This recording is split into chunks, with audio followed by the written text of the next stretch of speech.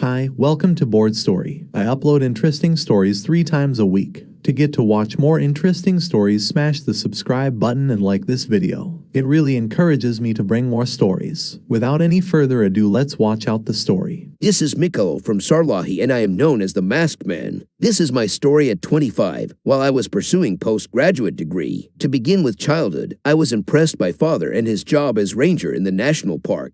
Been to many national parks with him and loved the jungle safari. He used to love the animals and protect them from poachers and smugglers. He even befriends with a tiger since it was a cub. I liked the protection activities and conservation work done by the team. It was him who encouraged me to protect the animals. I loved his job, but I wanted to try something similar and different. At age of 14, I read on the newspaper the global temperature of the Earth is increasing. That ultimately led to climate change and had consequences on the habitat of flora and fauna. It was then I decided to fight the global warming and climate change. Now, I have completed postgraduate degree in environment engineering. I wanted to establish international company for climate change and carbon neutral technology. Thus, I thought of making a brand using the facial mask with motto to pursue zero carbon emission. To deal with the entrapped carbon dioxide in the atmosphere, we discovered a technology called carbon footprint cutting that helps capture the carbon dioxide and release the gas in between the rocks of mountains and hills. But the technology required a good monitoring of leakage of gas into water. Well, it wasn't more of concern since carbonic acid is weak in nature. Since it was essential to run project nationwide and worldwide, we were shortage of funds. Thus, we decided to collaborate with the government and other organizations. Governmental authorities seemed to be interested in the technology,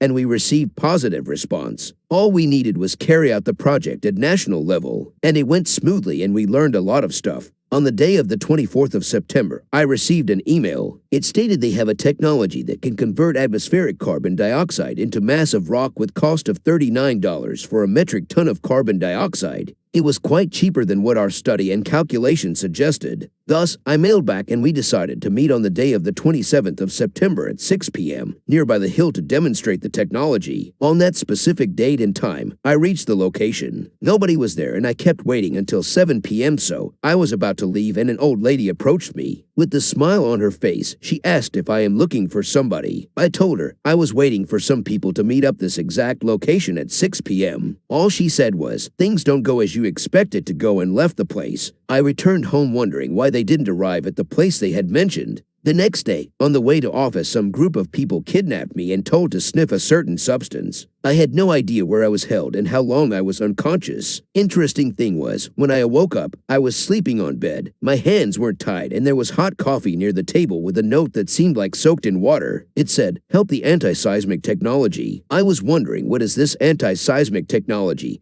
and where am I being held? There wasn't any house nearby as far as I can see but a broken radio tower. There wasn't any network on my cell phone either. "You are finally awake," said a voice of a kid. I asked where I am and how long I had been there. He replied, "When we found you were having high fever and unconscious, my father and me brought you home." "What about the note on the table?" I asked. "Well, you had it on your pocket when we found you. It seemed like kidnappers made me unconscious, did something, kept a note and left me unconscious." So I asked the name of that place and he replied that place was Paramlock. Never heard of that place. "Where can I find a bus to Sarlahi?" I asked, but he told there's no way out of that island. I was confused and asked the kid to take me where they found me. He took me to the beach beneath the coconut tree. "This is where we found you unconscious and sick," said the kid. I couldn't see any island or landmass as far as I can see. I thought maybe his parents know how to get out of the island, so I asked him to take me to his father, and he did as I asked him. I asked father of the kid how to get out of the island, and he replied, "Nobody ever managed to get outside of this island. You can enter but couldn't get outside." I asked, "Why is that?" He told the island is inside the oceanic current. It was swallowed by the sea 40 years ago due to global warming, and a phenomenon called air tension is holding the air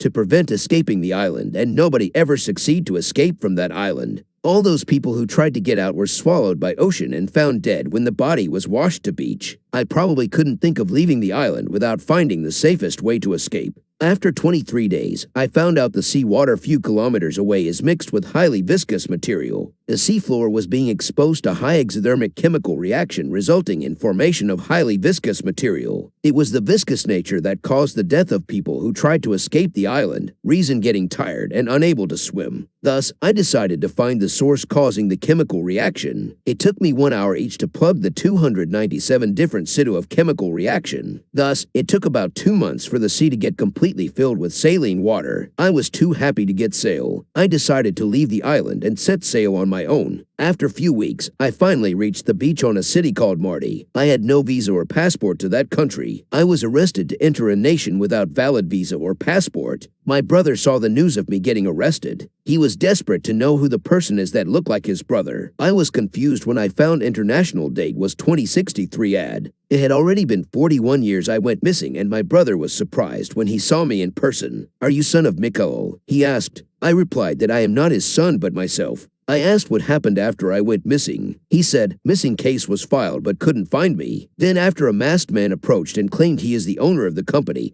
that I owned, he had the all documents that proved he had right to claim. My family thought it was me, but it was somebody else. The masked man owned the company, continued to develop tech to help cope climate change. The project was launched worldwide in large scale, and carbon footprint cutting seemed like it can really help reduce the global warming. After a year, the concentration of carbonic acid was found high in oceanic floor, and some places it resulted in concentration of viscous fluid and affected marine ecosystem, and it worsened each year. I decided to find the details about my missing. I returned to Sarlahi and asked the cops about missing of person. Cops opened the file and began to look for the missing person. They claimed I was kidnapped and my mobile carrier signal lost near the company I owned. It was later that day I found information about the world in details. The rules, regulations, and policy were enforced in developed countries regarding the use of technology that have environmental impacts in long run. Developing countries refused to implement the policy and regulations, and they claimed it's developed countries which never implemented such policy after the technology was developed.